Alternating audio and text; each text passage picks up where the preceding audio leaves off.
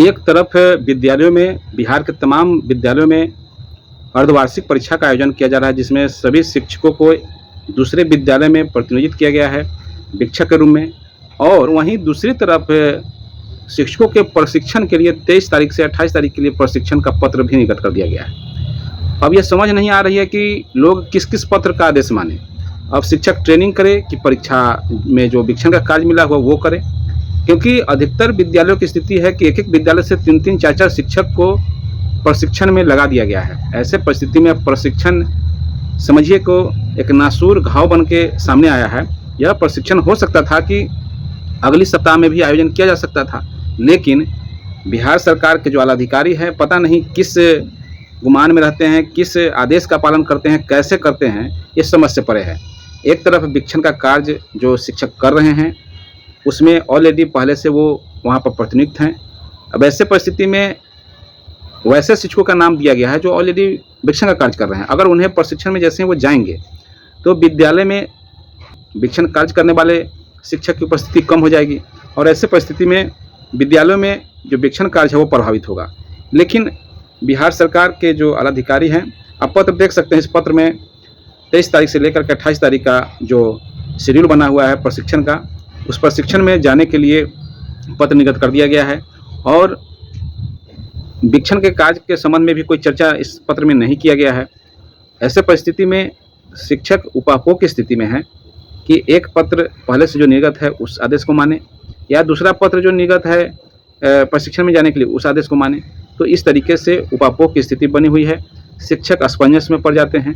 इन सारी बातों को देखते हुए यह बिहार के जो आलाधिकारी हैं, उन्हें इस पर संज्ञान लेना चाहिए। साथ ही साथ माननीय मुख्यमंत्री जी, शिक्षा मंत्री जी को इस पर संज्ञान लेना चाहिए कि इस तरीके का बात नहीं होना चाहिए। एक तरफ एसीएस साहब इस बार परीक्षा में, छमाही परीक्षाएं में एक अच्छा प्रयोग उन्होंने करने का काम किया कि जो शिक्षक अपने विद्यालय में कार्य कर रहे थे वो दूसरे विद्यालय के बच्चों का मूल्यांकन करेंगे, और दूसरे विद्यालय के बच्चे फिर दूसरे विद्यालय में जाएंगे।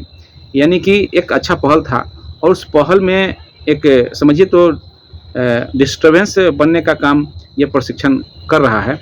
अब ऐसे परिस्थिति में जो मूल विद्यालय के शिक्षक हैं उनका भी प्रशिक्षण में दे दिया गया है, और जो प्रतिनिधि शिक्षक हैं उनका भी प्रशिक्षण में दे दिया गया है। तो ऐसे परिस्थिति में यह उपापोह की स्थिति बनी हुई है। अब सोचने वाली बात है कि इसमें शिक्षक निश्चित तौर पर जब जो प्रखंड शिक्षा पदाधिकारी हैं उनके आदेश के तहत वीक्षण का कार्य कर रहे थे, लेकिन हालांकि वो डीएम के पत्र के आलोक में कर रहे थे, और दूसरी तरफ जो जिला शिक्षा पदाधिकारी हैं उनके पत्र के आलोक में प्रशिक्षण में जाने की लिए जो पत्र निर्गत हुआ है, यानी कि डीपीओ के स्तर से, तो उसमें जाना है। तो अब सभी लोग निश्चित तौर पर पहले प्रशिक्षण देखेंगे, क्योंकि प्रशिक्षण में अगर नहीं जाते हैं तो वेतन बंद होने की, साफ तौर से हर काम के लिए वेतन बंद करने का ही जो जिला शिक्षा पदाधिकारी होते हैं, वो चाहे डीपीओ चाहे बीओ, सभी पदाधिकारी का एक आदत बन चुका है कि किसी भी काम में अगर किसी तरह का कोई प्रॉब्लम होता है या नहीं करते हैं शिक्षक, तो वेतन बंद कर दो। वेतन बंद करने के एक धमकी दी जाती। और हम इतना ही कहेंगे कि माननीय मुख्यमंत्री जी, शिक्षा मंत्री जी, इस पर संज्ञान लीजिए और जो उचित कदम है वो लीजिए। सिर्फ और सिर्फ दिखावे के लिए, या फिर कहिए कि लगातार प्रशिक्षण, यह प्रशिक्षण हम जो समझते हैं, पहले सीआरसी होता था, बीआरसी में प्रशिक्षण होता था, तो ये प्रशिक्षण जब होता था तो लोकल स्तर के जो शिक्षक होते थे आपस में मिलते जुलते थे, अपनी समस्याओं को साझा करते थे, अपनी समस्याओं को एक दूसरे से बांटते थे, अपनी समस्याओं को एक दूसरे के साथ शेयर करते थे, और उसका फिर समस्या का समाधान भी निकालते थे। लेकिन अब स्थिति यह हो गया कि दूसरे जिला का शिक्षक दूसरे जगह का आते हैं, उनसे 5 दिन 6 दिन का प्रशिक्षण होता है, उसमें क्या जान पहचान होगा, क्या उनसे लगाव होगा, तब तक फिर वो प्रशिक्षण प्राप्त करके घर चले जाते हैं। अभी स्थिति यह है कि जो एक पंचायत में जो नए शिक्षक बहाली होकर आए हैं, उनसे भी जान पहचान अन्य शिक्षकों से नहीं हो पाई है। इसका कारण यह है कि पहले सीआरसी होता था, और जब सीआरसी के जो बैठक होती थी उसमें शिक्षक आपस में मिलजुल करके चर्चा करते थे, एक दूसरे का परिचय होता था। लेकिन अब ऐसा स्थिति आ गया है कि एक पंचायत के शिक्षक ही आपस में जान पहचान उनका नहीं है, एक दूसरे को नहीं जान पा रहे हैं, नाम से भी नहीं जानते हैं। तो और एक बड़ा स्तर पर प्रशिक्षण, यानी कि जिला तरपा करके, यानी जिला के बाहर प्रशिक्षण कराया जा रहा है, जिसकी वजह से शिक्षकों का आपसी तालमेल नहीं हो पा रहा है, जबकि वो बहुत ज़रूरी चीज़ है।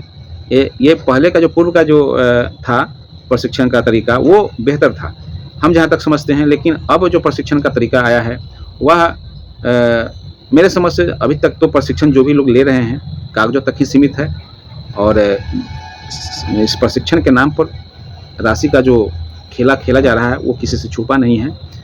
तो फिलहाल इस वीडियो में इतना ही। वीडियो अगर अच्छा लगे तो शेयर कीजिए, लाइक कीजिए और कमेंट के माध्यम से अपना फीडबैक जरूर दीजिए। और चैनल पर नए हैं तो चैनल को सब्सक्राइब कर लीजिए।